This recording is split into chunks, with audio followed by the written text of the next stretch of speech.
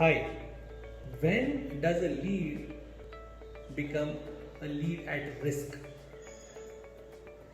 This is the topic, and many of the leads that respond, if they are not immediately communicated with, if they are not kept engaged, they may find somebody else.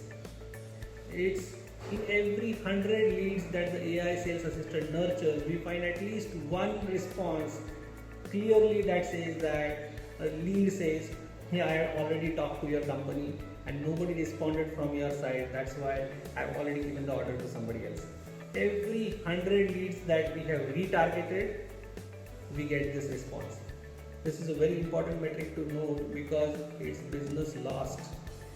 That's why we have this feature called as lead at risk. Does the AI sales assistant remind the sales executives that the sales executive has to respond to a particular lead? Sales executives are processing so many leads in parallel, and some are large accounts, some are medium accounts and small accounts like any other company. Sales is focused on the large accounts and generally they give less priority to the others.